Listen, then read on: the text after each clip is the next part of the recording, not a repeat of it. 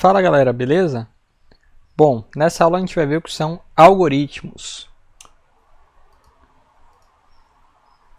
Um algoritmo nada mais é do que um passo a passo para resolver um problema.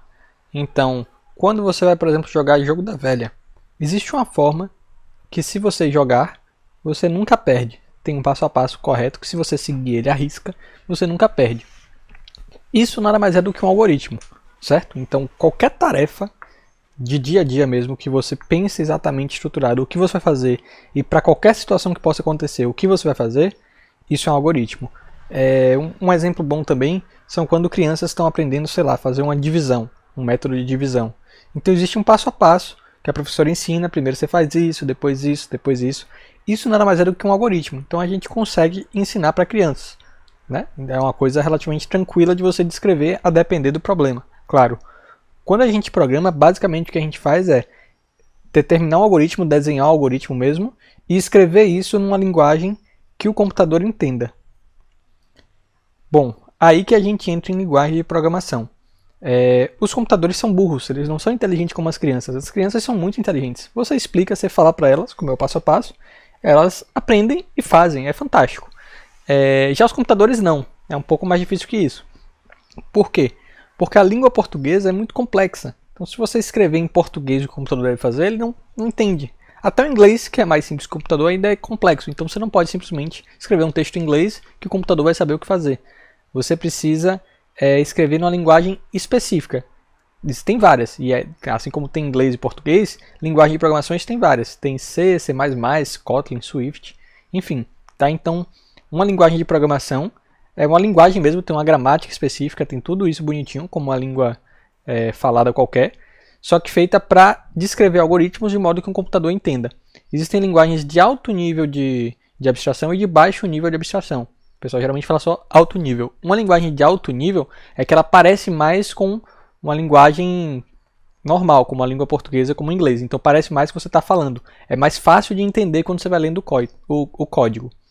Já uma linguagem de baixo nível de abstração, ela está mais próxima do que o computador entende. O que o computador entende? Na prática, o computador, a memória, é um monte de transistores. Um transistor é basicamente uma chave que pode estar ligada ou desligada. E com a combinação desses transistores, que é o que a gente chama de bits, né, é que ele sabe que informação é ou sabe o que tem que fazer. Então, chega alguém em algum momento tem que fazer a programação que liga ou desliga essas chaves. É uma programação de baixíssimo nível. Tá? Então é muito difícil você entender simplesmente lendo aquele código. Não parece nada com a língua portuguesa, nada com a língua inglesa.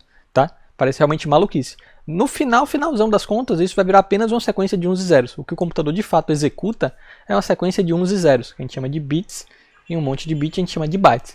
Então, um monte de coisa que, como eu disse, não vou aprofundar aqui, não tem porquê, a gente não precisa saber isso agora, mas é importante você saber o que é uma linguagem de alto nível e uma linguagem de baixo nível. Entenda que a linguagem de alto nível são aquelas que são mais próximas de você compreender, são mais fáceis de você escrever.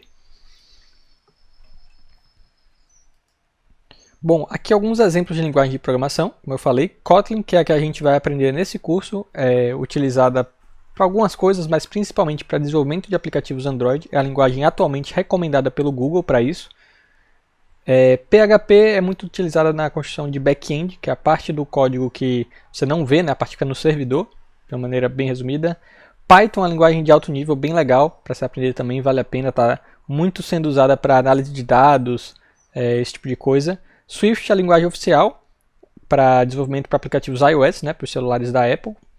JavaScript é uma das linguagens mais usadas no mundo, é muito utilizada tanto no front-end para fazer sites, mesmo a parte visual, quanto no back-end do servidor também. C++, Elixir, enfim, tem muito mais que isso, aqui eu dei só alguns exemplos, tá? Mas para vocês saberem o que é, da minha forma, tem inglês, português, italiano, enfim.